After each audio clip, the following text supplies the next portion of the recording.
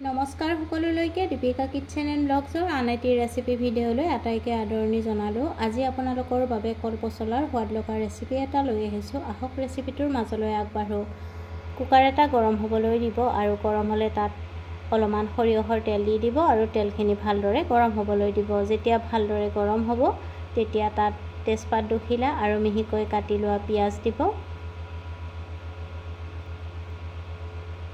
আৰু খুন্দি লোৱা আদা নহৰু আৰু জলকীয়াৰ পেষ্ট দি ভালদৰে ভাজিব লাগিব।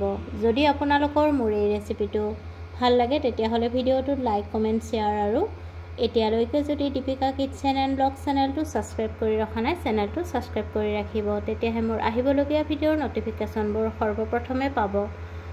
আৰু এতিয়া দি দিব লাগিব পেষ্ট কৰি লোৱা বিলাহী। তাৰপিছত লৰাই লৰাই কেঁচা গন্ধ গুচি যোৱালৈকে ভাজিব লাগিব। এতিয়া কাটি লোৱা কলপচলাখিনি দি দিব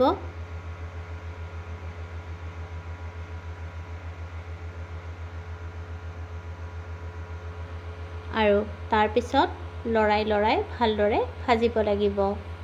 আশা কৰোঁ আপোনালোকৰ ৰেচিপিটো চাই ভাল লাগিব আৰু যদি ভাল লাগে তেতিয়াহ'লে ভিডিঅ'টোত লাইক কমেণ্ট শ্বেয়াৰ আৰু চেনেলটো ছাবস্ক্ৰাইব কৰি থ'বলৈ একেবাৰেই নাপাহৰিব। এতিয়া সোৱাদমতে নিমখ দিব আৰু হালধি গুড়ি দি দিব। তাৰপিছত পুনৰ ভালকৈ ভাজিব লাগিব।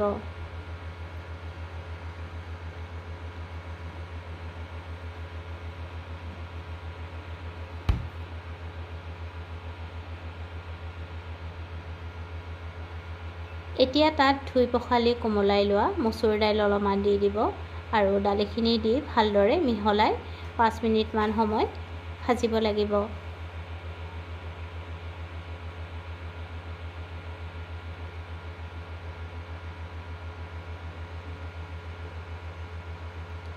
ভালদৰে ভাজি ভাজি যেতিয়া ধুনীয়া গন্ধ বাহিৰ হ'ব তেতিয়া তাত জোখমতে পানী দি দিব আৰু পানীখিনি দি ভালদৰে মিহলাই ল'ব।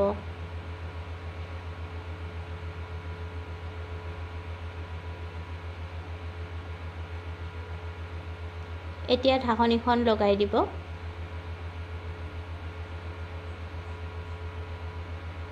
আৰু তাৰপিছত দুটা হুইচেল আহিলে গেছৰ জুই নুমাই ৰাখিব আৰু কুকাৰৰ ভাপটো গুচি গ'লে ঢাকনিখন খুলি ল'ব আৰু এয়া কলপচলা ভাজি মচুৰ দাইলৰ সৈতে খাবৰ কাৰণে ৰেডি।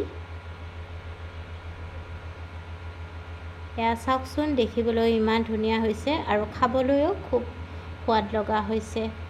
এতিয়া গেছৰ জুই নুমুৱাই পৰিৱেশন কৰিব। ৰেচিপিটো ভাল লাগিলে ভিডিঅ'টোত লাইক কমেণ্ট শ্বেয়াৰ আৰু চেনেলটো যদি এতিয়ালৈকে ছাবস্ক্ৰাইব কৰা নাই ছাবস্ক্ৰাইব কৰি ৰাখিব আৰু আপোনালোকৰ বহুমূলীয়া সময় উলিয়াই ভিডিঅ'টো শেষলৈকে চোৱাৰ বাবে অশেষ ধন্যবাদ জ্ঞাপন কৰিলোঁ। পুনৰ উপস্থিত হ'ম এটি নতুন ৰেচিপিৰ সৈতে। আজিলৈ আহিলোঁ।